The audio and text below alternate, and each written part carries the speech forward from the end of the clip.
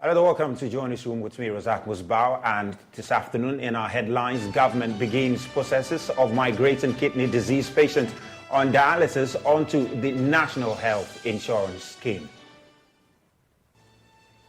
And also Queen Mother of Sunyani Traditional Council calls on former President John Dramani Mahama to consider picking his running mate from among them for the 2024 election. We have details from the tour of the region by the NDC flag bearer.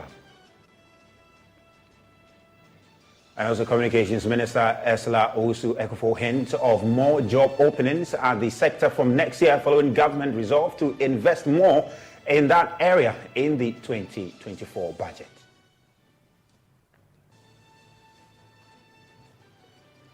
We have details including business, sports, and the latest updates in news from the international scene. Please do stay.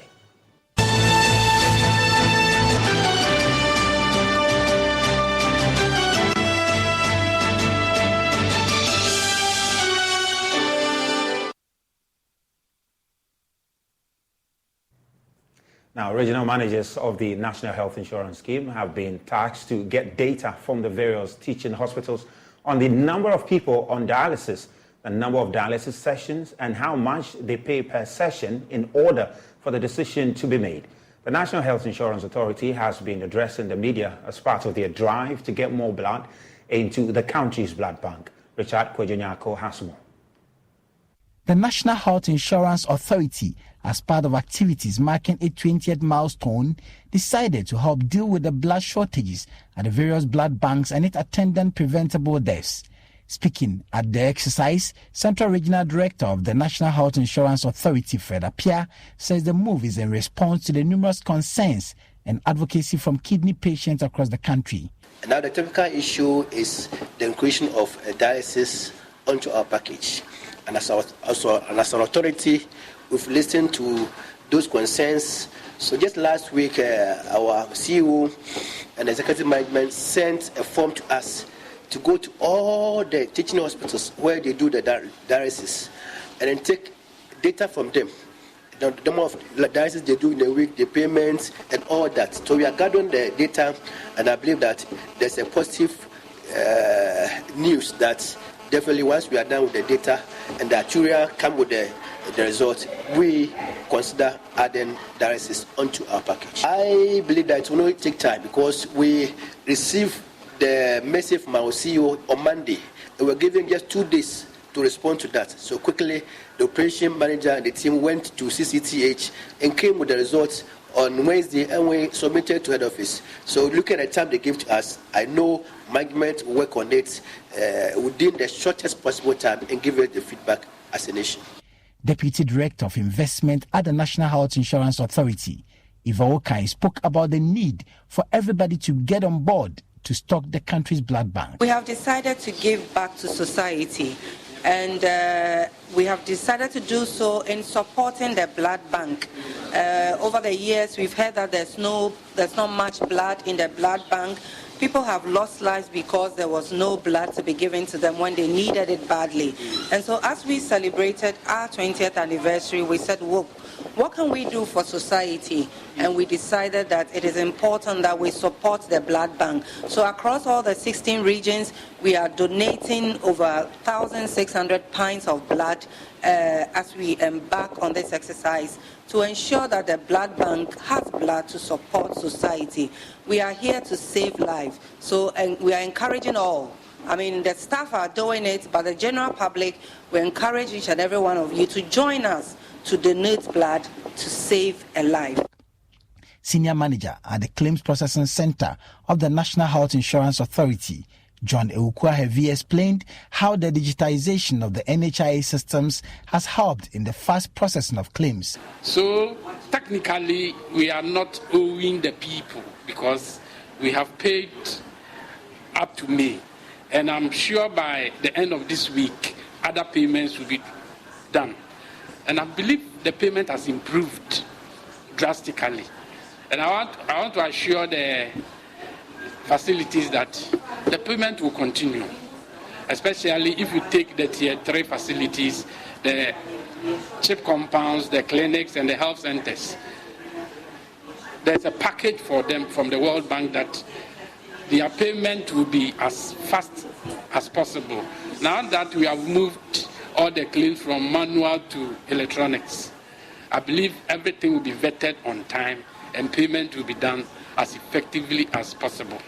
The initiative, the NHIA says, reflects not only a commitment to the health and well-being of citizens, but also a recognition of the pressing need to address blood shortages and of particular concern, the issue of kidney patients. As the NHIA celebrates 2 decades of service, they say this impactful move serves as a testament to its dedication to enhancing healthcare infrastructure and services in Ghana. Richard Kwejunyako for Joy News. Now, the Bono Regional Hospital in Sunyani has been officially inaugurated as the Sunyani Teaching Hospital.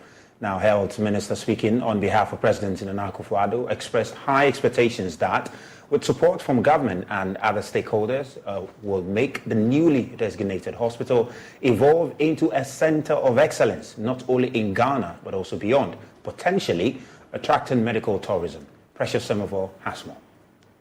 The Bono Regional Hospital, which started operation in 2003 to meet the health needs of the people, has gone through phases with calls over the years for its upgrade into a teaching hospital.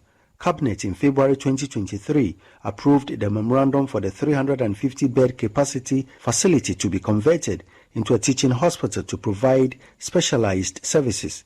At the inauguration ceremony, witnessed by the chiefs and people of the region, President Nana Akufo-Addo, in a speech read on his behalf by the Health Minister Kokwajima Menu, said the government is developing a 60-bed capacity infectious disease center at the Sunyani Teaching Hospital to help deal with outbreaks efficiently. He said the government would support the hospital to become a center of excellence. The inauguration of Sunyani Teaching Hospital today will not only enable the hospital to provide tertiary healthcare delivery, but will also offer expanded undergraduate and postgraduate training opportunities for doctors and other health professionals from across and beyond the region. The presence of the University of Energy and Natural Resources, set to become the new medical school, along with the Catholic University, the Sunyani Technical University, and a network of nearby quality hospitals, will all support the new Sunyani Teaching Hospital to achieve its mandate and potentially become a hub for medical tourism.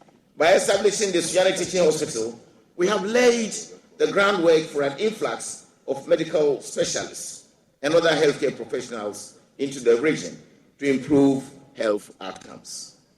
We have also laid the groundwork for the further upgrading of infrastructure and the provision of more state-of-the-art medical equipment to serve the region and beyond.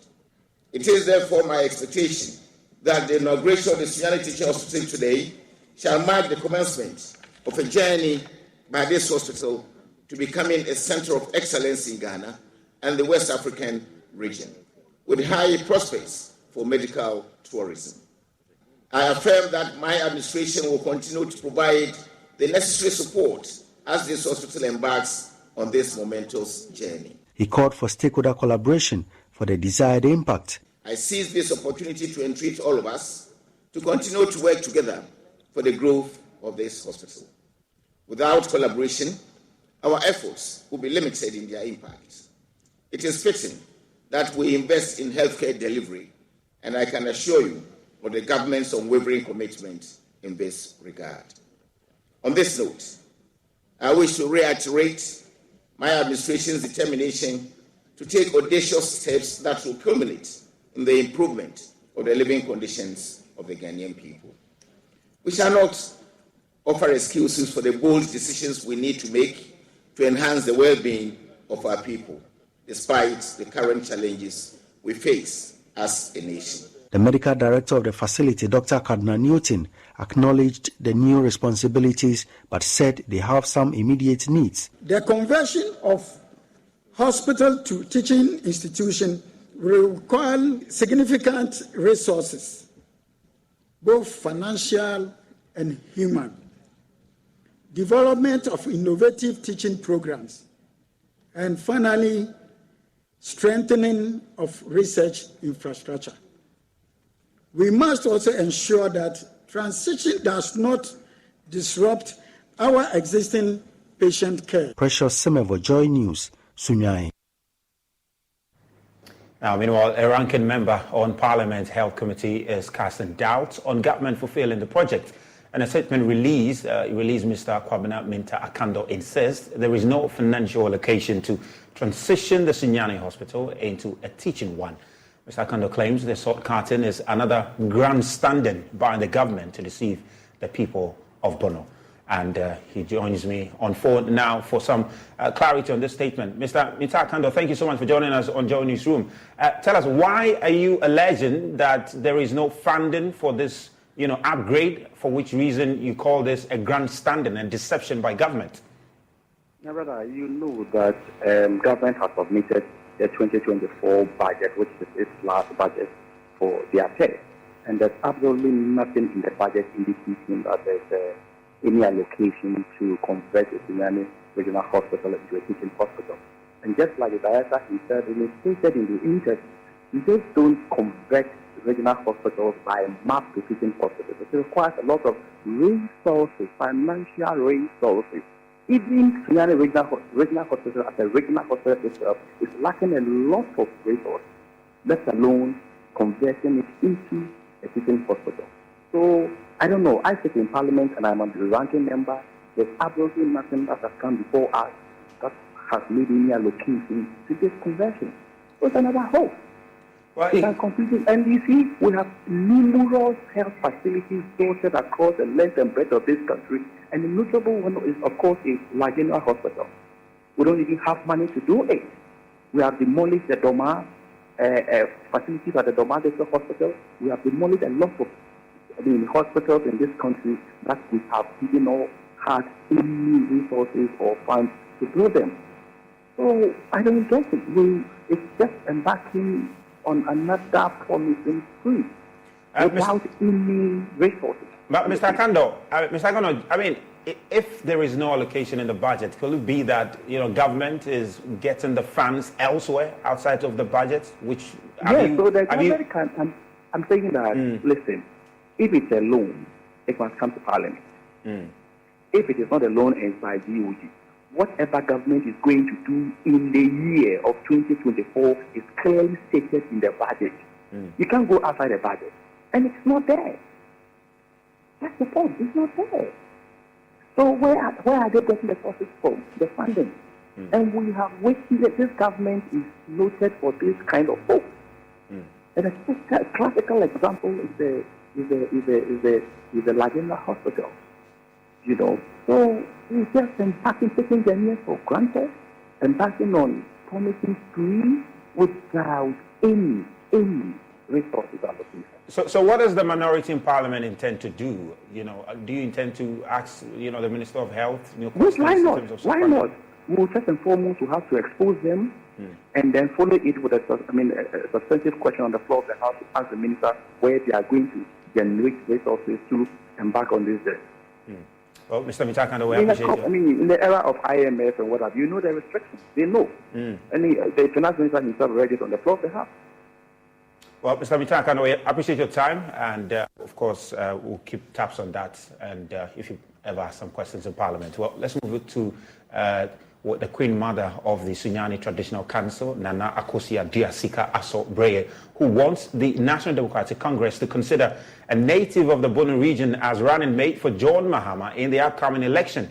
This, she believes, will be relevant in increasing the party's electoral fortunes in the area. She says it will be the first time an indigene of the area will be selected for the high office of the Vice President. And Akosua Diasika Aso Breye spoke when the flag bearer of the NDC, John Mahama, paid a courtesy call on the Traditional Council as part of a tour of the Bono region. And now Ajima is touring the Bono region with the NDC flag bearer and filed this report.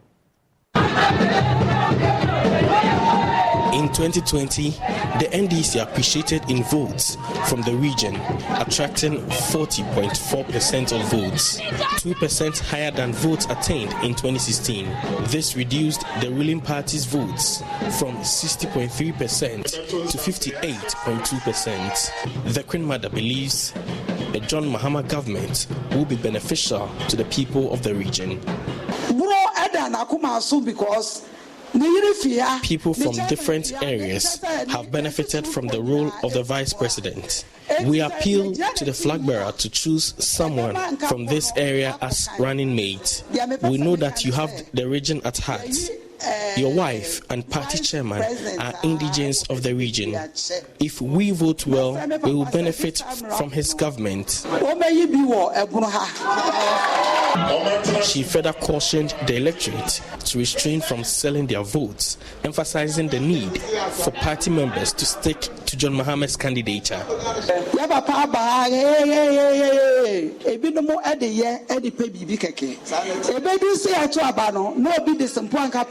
Most of the people joined the campaign and followed him here. I will plead with you people not to abandon him for financial gains elsewhere. Stay loyal to his cause.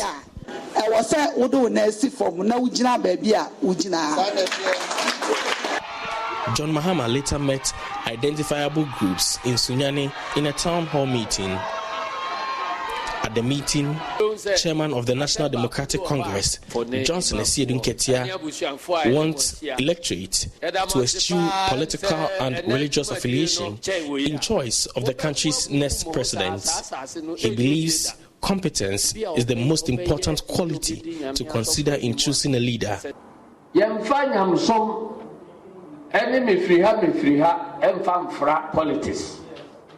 Only 2 towns in this country speak my native Nkran language. If people decided to vote on tribal lines during the election of party officers, I wouldn't have gotten any votes. But people noticed my competence and gave me the chance, and I want that replicated in the general election.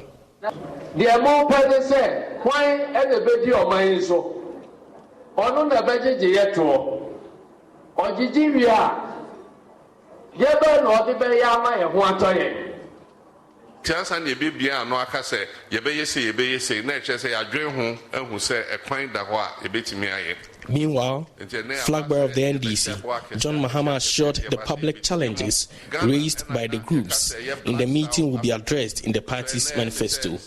For JoyNews, Nanaya Ojima, Bono Region.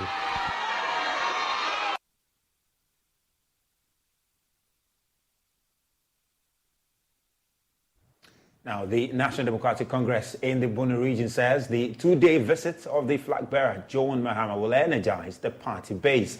Regional Treasurer Isaac Amposa says it has propelled the party towards working for success in the 2024 elections. Though the Bono region was won by the NPP in 2016, votes of the NDC went up by 2% in 2020. It says the strong cause for change among electorate is tilting towards the NDC's advantage. Ghanaians are poised for a change, and the only thing that they are expecting now is to see the person who is coming with the change. You get it. So the moment you see that person getting closer to you, meaning that the person is ready to accept and then listen to your voice. So when JM came here, you all saw it, the how people were arousing and then giving the support to him. And I think yesterday when we went to the Catholic diocese, their 50th anniversary, you saw what happened there. You were expecting the president to come, but he couldn't make it. And when JM came, you saw how the people supported, and then they were cheering him up.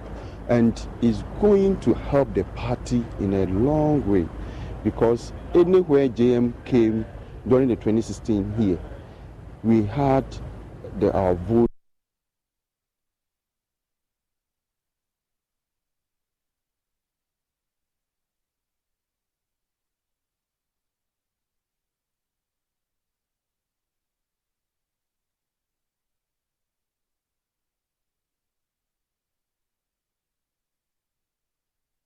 And JM coming here is going to impact a lot. You know, the former president in 3 separate town hall meetings assured them of willingness to improve agriculture in the area. Though the Bono region has an agrarian economy, indigenes are yet to yield expected benefits. Mr. Aponsa says promise to establish factories for value addition is welcomed. NDC is a party that looks at the welfare of the grassroots, especially the deprived communities. And you know, in Ghana here, we don't do this technological agric or something like advanced agric. We just do this peasant form of agriculture. And to lift that level of our agric sector, we need to bring a lot of technology and other things on board. And you know, President, during his fourth term tenure before 2016, he brought out a lot of agric policies that help farmers, especially the free fertilizer and other policies. And here is a cashew growing community and cocoa growing community. We also have tomato farmers and other farming groups. And you know, he has come out with a lot of policies that is going to benefit the agric sector, especially talk of the cashew. Yesterday, when he met the farmers, he talked about this factory to boost the cashew farmers, especially adding value to the cashew, so that we can even export and get foreign currencies into the country, so that we can build our local currency to that level that we all expect. So looking at the agric sector, I think he has a lot of policies for the agric sector, which is going to boost our agric industry. You know, about more than 60% of the general population is into agric. So if we're able to focus on agric sector and improve upon our agric sector, it's going to boost our economy very well. Let's stay in the Bono region, where my colleague Nana Jima has been following the former president, and he joins me on phone for some update on the former president's activities in the region. Nana Jima, thank you so much. What can you tell us more about the former president's activities? Where is he now at the moment? So yesterday, the former president concluded his trip to the Bono region. He is now in the Bono East region, where he has commenced another tour of the region. It is also going to be a 2-day tour to Bono East region. And this morning, since it's a Sunday, he decided to visit some churches and worship with these churches within the Bono East region. He commenced visit to the churches at the Apostolic Continuation Church at Techiman, and from there he proceeded to his own church, as he puts it.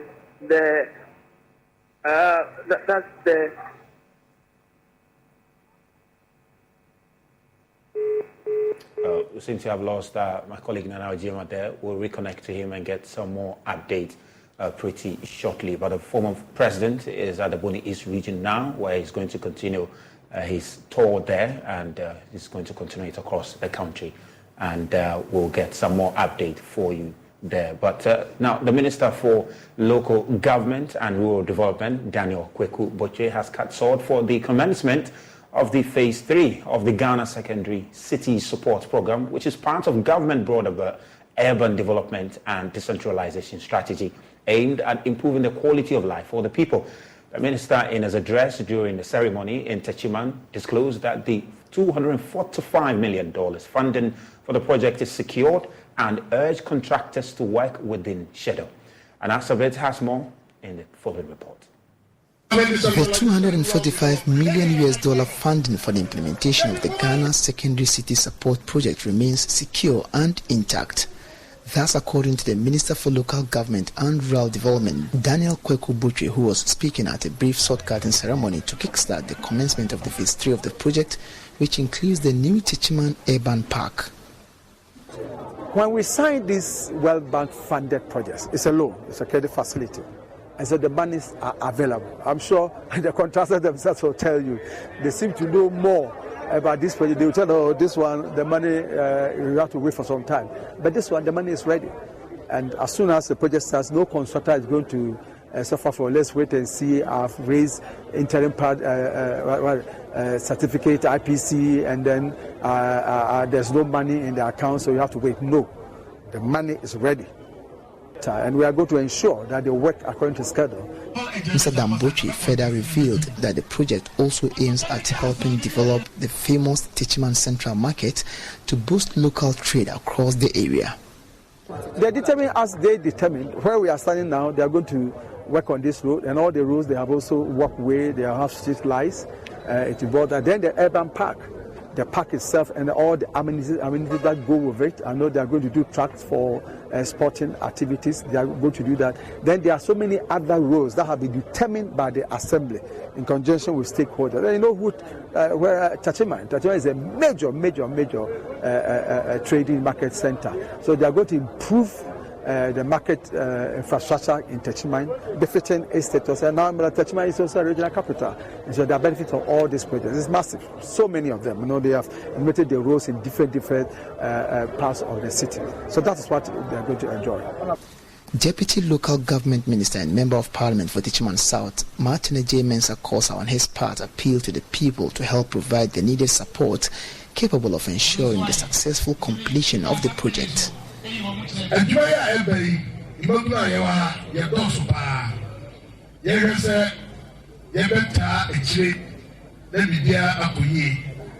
like to urge the youth to fully throw their weight behind this project, because by the end of this, the economy of the people here will be enhanced, as there will be business opportunities for all of us here.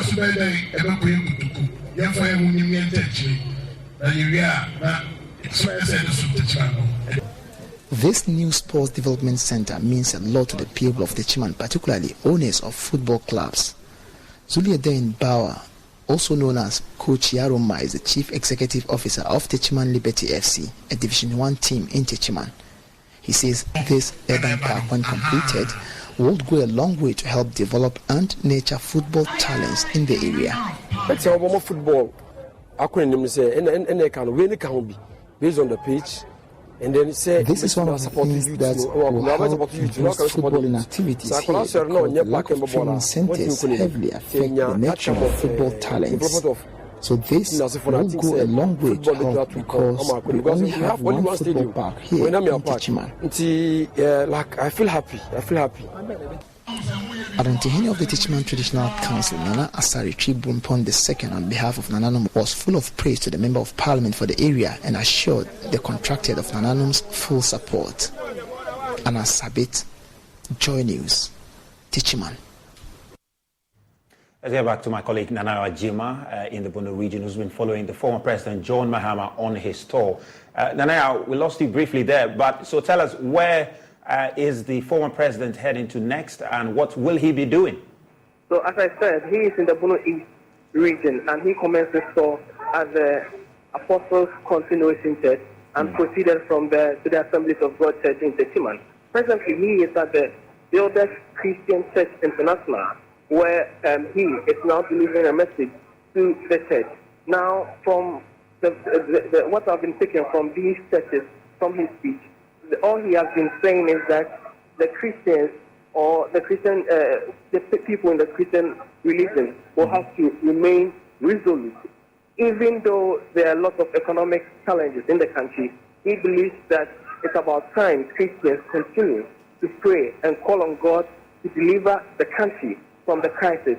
He believes that it's about time they pray to God to elect or select a leader to help this country, salvage the country from the present condition. And also, he is admonishing the persons within these churches to continue to stay with democracy and ensure that they vote the people they want or they believe can help the country in the next election.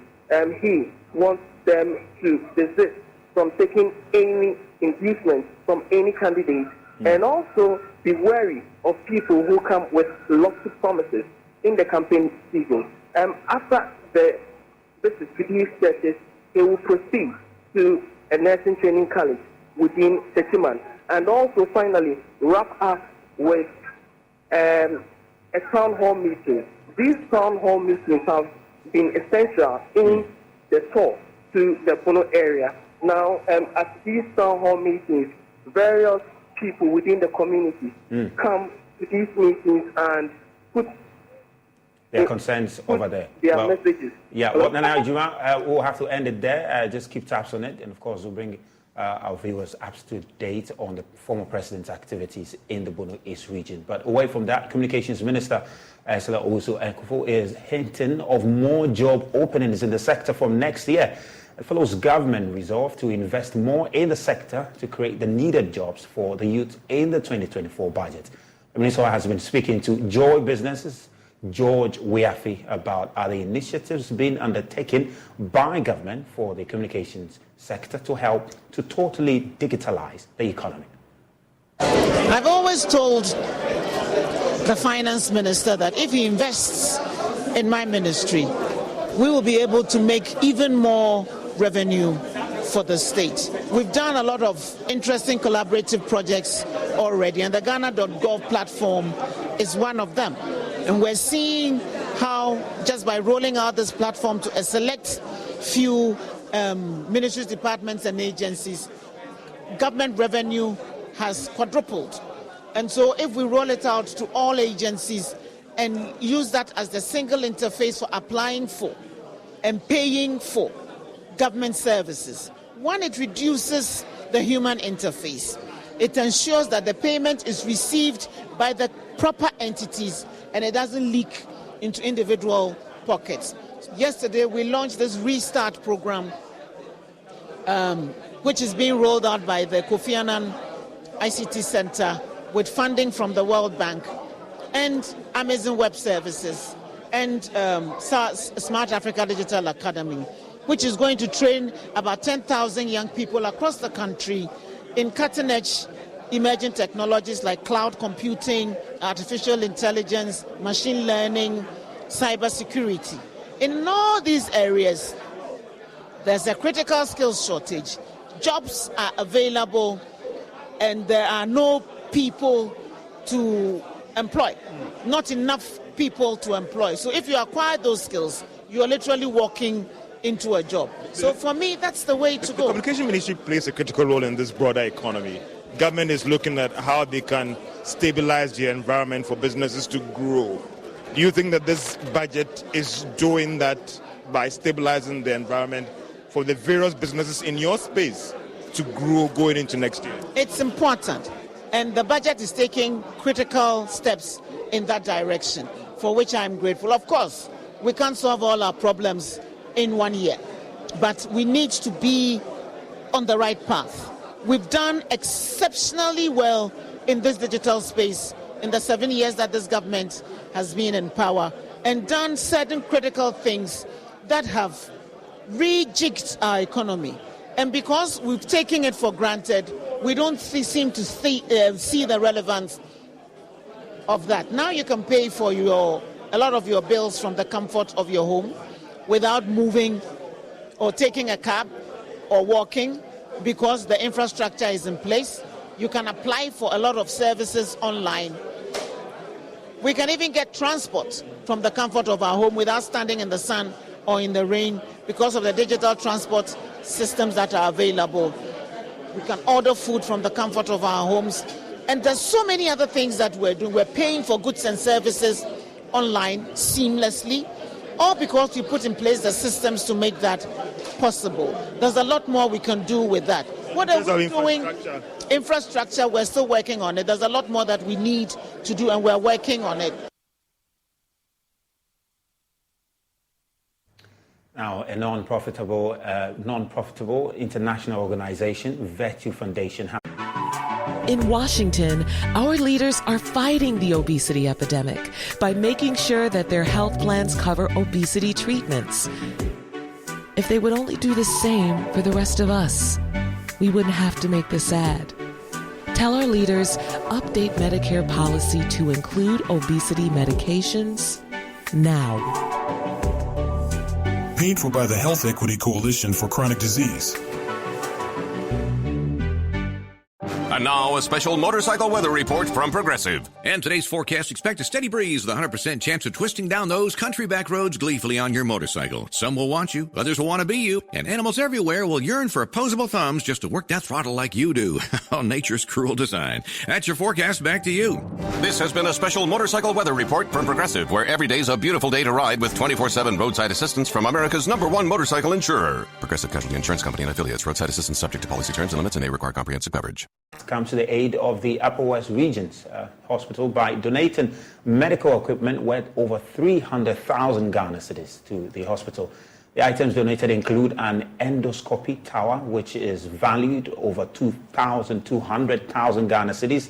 And medical director of the hospital, Dr. Robert Amesia, revealed that though the endoscopy machine is primary for ear, nose, and throat cases, it will also be used for other cases, such as neurosurgery cases at the hospital. JoyNews Upper West Regional Correspondent Rafiq Salam reports for more.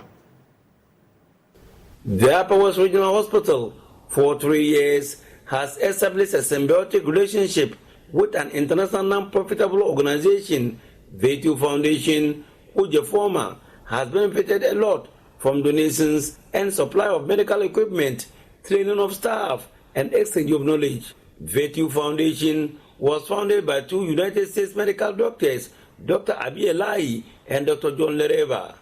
For over a decade, they have been working and partnering organizations in the country in their area of needs. Program Director of V2 Foundation, Evan Absen, disclosed that they came into the country through the legal route, working with female judges and parliamentarians. He recalled with nostalgia some of the cases that they have been able to deal with, including a child who had severe burns at Wolembele. Another is Dr. Edmond Young, who is an orthopedic. One thing that we do is we work primarily in Tumu in the municipal hospital, as well as here in the Upper West Regional Hospital. But we've also, over the last decade, worked a lot with some of the CHIPS and health centers. This year, in fact, we stopped by Wolembele, Bugubele, Kang, and Sakai, and we were able to give some of our donations of supplies and equipment there. And last year, during one of our visits to Wolembele, we noticed there was a small little girl, a baby, that was full of burns everywhere. And she was kind of just laying there because they didn't have the resources. They weren't sure exactly how to manage it. And again, luckily our team was there at that time, and we were able to transport the baby to Tumu Hospital, where our plastic surgeon, our pediatric surgeon was there. They intervened right then and there. We were able to debride the wounds, to prepare the proper medications for wound care and management, because there was 2nd degree, 3rd degree burns. And I was very glad to see that, afterwards we were following up with the nurses and there and see that she was able to recover and do well from that. With the V2 Foundation team, and he shared with me some of the cases they have attended to at the regional hospital. Well, very busy, very high volume of trauma fracture cases from motor vehicle accidents that are treated here. A lot of conditions that have a need for treatment, that better increased access for treatment would improve the results for those patients. And so that is very interesting for me to try to help with that. V2 Foundation ended their medical outreach in the region with a donation of some medical equipment worth thousands of Ghana cedis to the Upper West Regional Hospital. One of them is this endoscopy machine valued at over 200,000 Ghana cedis. Medical Director of the Upper West Regional Hospital, Dr. Robert Amesia, thanked V2 Foundation for the support over the years. They have presented to us a couple of items. One of them is this tower. The last time we wanted to buy endoscopic tower just for upper GI and lower GI endoscopy, we needed more than 200,000 to buy it. So we know with inflation and all other factors put together, this thing can go for more than 300,000. So they might not have given us money in cash. They have given us so much in terms of this. And this is not the only donation. We'll move to the eye care center, where they have also donated some items to us. Today we're talking about neurosurgery and how risky it is to pass NG tubes for people with basal skull fractures. We said with this thing now here, you will be able to see the base of the brain and know whether it's disrupted, not disrupted. But this is primarily for ENT. But every machine can be used for the purpose that you want to use it for. And what we will assure them is that we are going to put this machine into good use. And when they come back, they'll see this machine in the shape that they left it. Also present was the country director of Vetu Foundation, Mohamed Issa Bataglia. I am motivated by the challenges we are confronted with. And I think fortunately we identified a group that are well intentioned. And they have been on a project. Currently they are looking into about 72 middle and lower income countries and trying to match the world, because it is believed that the world is in two parts. Some part is highly resourced and other part is what? Under resourced. So by this, they are trying to look at the needs. For instance, we looked at the angle of Upper West and even having ophthalmologists. It's a challenge. So it's better for us to bring the best ophthalmologists that we have in the States, which is Dr. Charles School. And the evidence proved last year when he was here, people were a bit skeptical. This time around, I know there will be more pressure on him because he really did a good job. And I trust that what they have done here is something that is going to help a lot of people. Reporting for JoyNews, Rafiq Salam. Wow. So watching the JoyNews room here on the JoyNews channel. We'll take a quick break and we'll be back with more.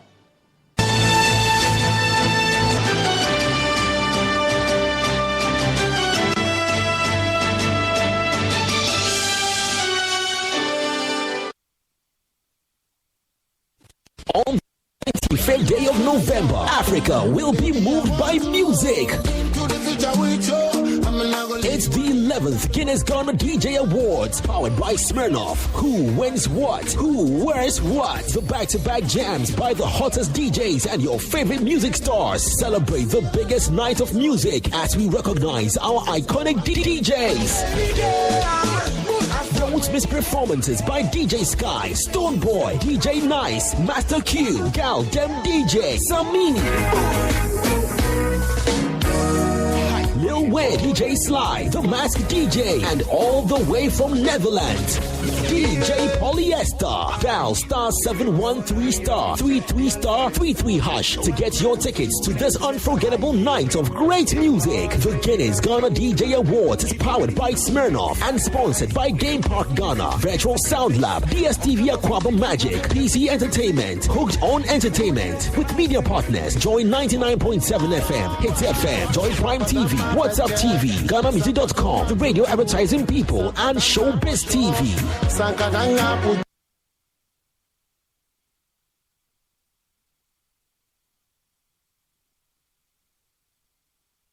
Climate change is changing the landscape of agriculture in Ghana. It's time to adapt and thrive. Join us at the EU Climate Diplomacy Week as we empower Ghanaian farmers with strategies to build resilience.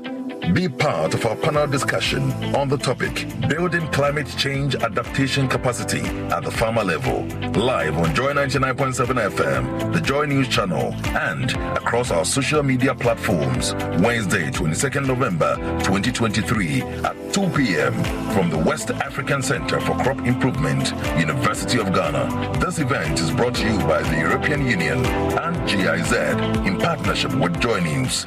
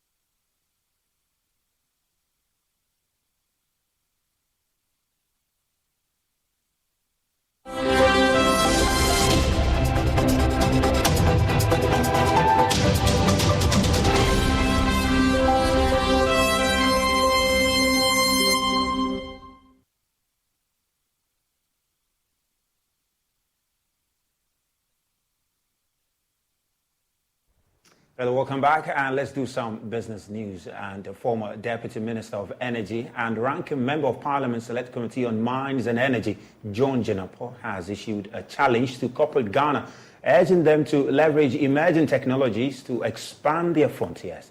He emphasized that the industrial sector plays a crucial role in Ghana's economic transformation agenda. Mr. Jinapor shared these thoughts during the inaugural Corporate People's Choice Awards organized by Maven Communications in Accra. There's more in the following report. Clearly, pathways to restoring our economy is clear. We've laid a solid foundation as a result of the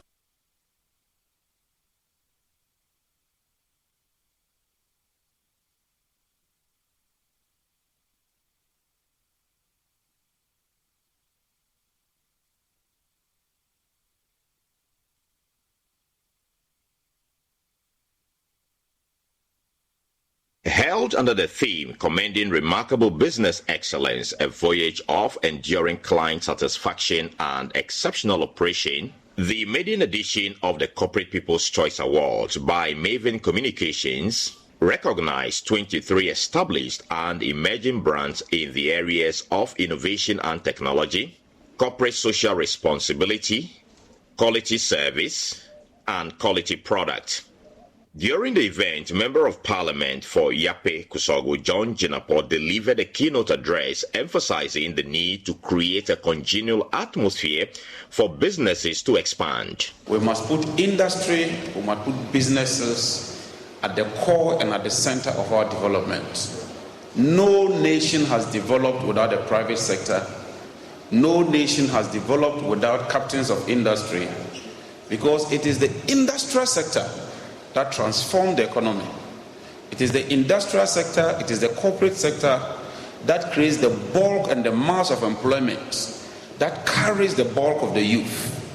And so if this country is to go forward and to move forward, you captains of industry, you members of the corporate world, you ought to be prioritized and be given the congenial atmosphere so you can propel and employ people and grow this economy. To remain competitive globally, Mr. Jinapor also urged corporate organizations in Ghana to capitalize on emerging technologies to maximize their gains. To have that competitive edge, I just thought that I should use this opportunity to appeal to you captains of industry to take advantage of emerging technology, because the world is changing. China is moving very fast, Brazil is moving very fast, India is moving very, very fast.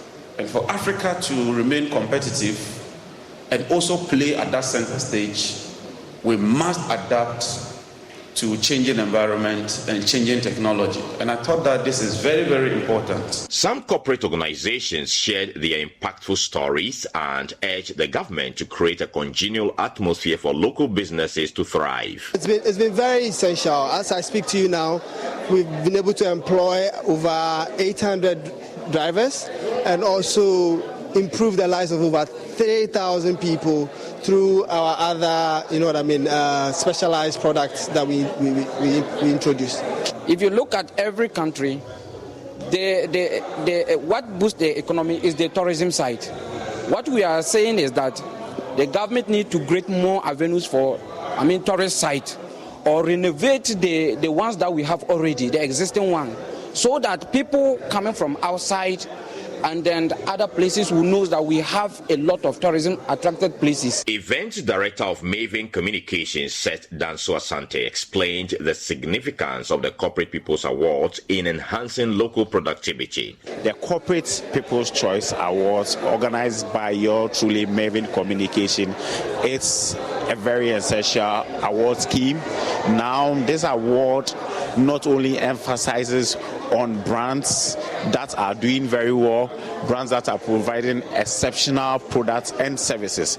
Now, this award scheme, the most interesting thing about this award scheme is we left the research and the survey in the hands of the corporate people, the big money spenders, the mid and also high income money earners. We conducted the research where they decided who and which kind of businesses they would like to invest their money in or even spend their money on. And yes, so the winners of this award tonight were decided by the corporate people with endorsement from our awarding board.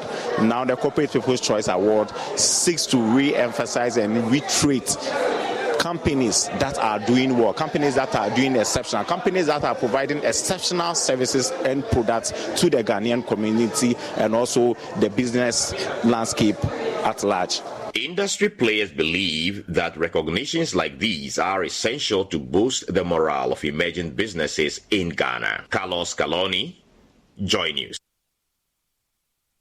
Now, Deputy Minister of Energy, Andrew Ejapomesa, has assured that the 2024 budget will help stabilize the economy and improve the livelihood of Ghanaians in the coming month. He has been speaking in an interview with Joy Business editor George Weafe. Clearly, the pathways to restoring our economy is clear. We've laid a solid foundation as a result of the IMF program.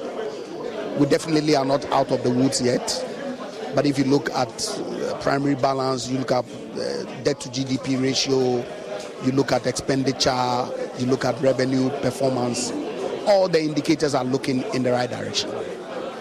Consistent with what we did prior to the COVID-19 pandemic, which was a key determinant in our economic fortunes post that period. And I'm particularly excited that the Finance Minister has laid a clear path for growth in the 2024 budget. We'll look to support him to implement it successfully so that the good people of this country who have absolute faith in our ability to work to transform their lot will give us the mandate to continue to improve the fortunes of this country for the benefit of all of us. Some will actually also a senior minister in this government. What happened to the taxes? Rather, we saw tax release being pushed. Was government forced to succumb to pressure to withdraw those tax measures? Of course, there were some new efficiency measures that have been rolled out. Because if you look at the presentation, the finance minister indicated that we're looking to raise some 0.9% of GDP by way of revenue additional. How to do that is to really look at the existing tax regime and to input some efficiency measures that then allows you to raise more revenue. Also, if you look at the expenditure pattern over the past year, clearly government has cut expenditure significantly to meet the targets that it had set. Okay, and so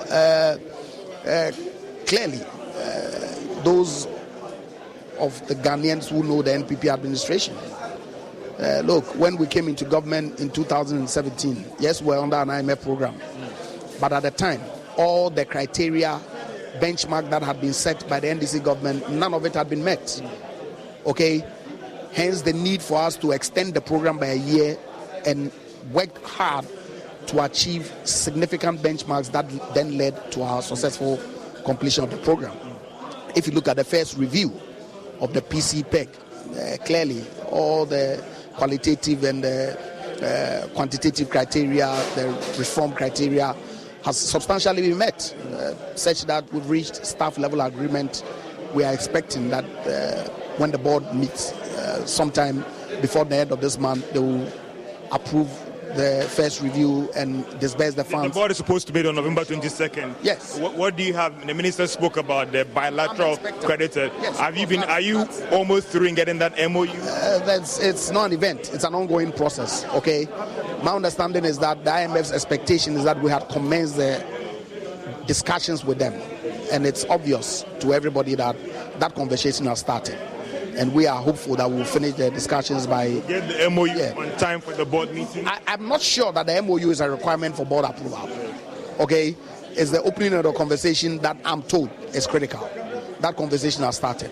So let's look to 22nd November. I've already heard the doomsday prophets saying that it's not going to come, as if to say that our inability to successfully complete the program impacts only MPP people in this country. We all have witnessed the economic challenges that Ghanaians... In Washington, our leaders are fighting the obesity epidemic by making sure that their health plans cover obesity treatments. If they would only do the same for the rest of us. we wouldn't have to make this ad. Tell our leaders, update Medicare policy to include obesity medications now. Paid for by the Health Equity Coalition for Chronic Disease. Wells Fargo presents one of the surest ways to grow your money. A Wells Fargo CD account, where you can earn a 5.00% annual percentage yield on an 11-month term with a minimum opening deposit of $5,000. Visit a Wells Fargo branch or wellsfargo.com/CD rates to open a CD account and start growing your savings with us. Wells Fargo Bank, N.A., member FDIC. Have had to endure, and government appreciates their forbearance, okay, because we all know the difficulties that led us to where it is that we are. Of course, some ostriches pretend as if to say, oh, it's mismanagement. Question that I ask all the time is, how is it that a government that was doing relatively well, and I'm first to admit that between 2017 and 2020, it's not as if we didn't have issues. We had issues.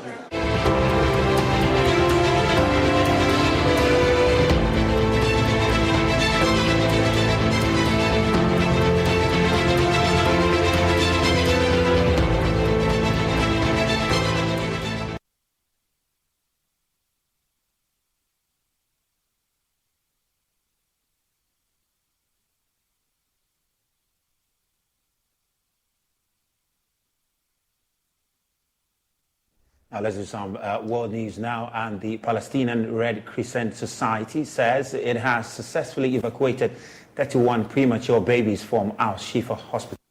The infants were moved with help from the United Nations and World Health Organization, which warns that hundreds of critical ill patients remain stranded. In a social media post, the PRCS included photos of ambulances which it says transported the babies. Hundreds of people have left Al-Shifa Hospital since the Israeli military moved in to carry out what it called a precise and targeted operation against Hamas. It comes after the Qatari Prime Minister said earlier that only very minor obstacles remain to Israeli hostages being released. Israel's Prime Minister Benjamin Netanyahu says nothing has yet been agreed and ruled out a full ceasefire. The U.S. says officials are working to agree a deal. And earlier, the media reports that Israel, Hamas, and the U.S. were close to agreeing the release of some hostages in return for a pause in fighting. The Hamas-run health ministry in Gaza says more than 12,300 people have been killed in the territory since Israel began its campaign against Hamas. Well, that's all we have for you on JoyNews Now. But before we go, though, there's more now on the news that premature babies have successfully been moved out of Gaza City, largest hospital, Al-Shifa. Tedros Adhanom Ghebreyesus, the Director General of the World Health Organization, expresses admiration for health workers in Gaza, saying he and others are humbled by their heroic work, confirming that 31 very sick babies had been evacuated and were receiving urgent care at a maternity in Rafah, southern Gaza. He said in a social media post, quote, message, further missions are being planned to urgently transport remaining patients and health staff out of Al-Shifa Hospital pending guarantees of safe passage by parties to the conflict. Statement further adds that further missions are being planned to urgently transport remaining patients and health staff out of Al-Shifa Hospital pending guarantees of safe passage by parties to the conflict. That as reported earlier, the World Health Organization estimates that almost 300 critically ill patients remain stranded at Al-Shifa, where the Israeli military have been conducting checks for some days. Well, that's all we have for you on JoyNews Room. With me, Razak Musbao. There's more coming up on the JoyNews channel. Please do stay.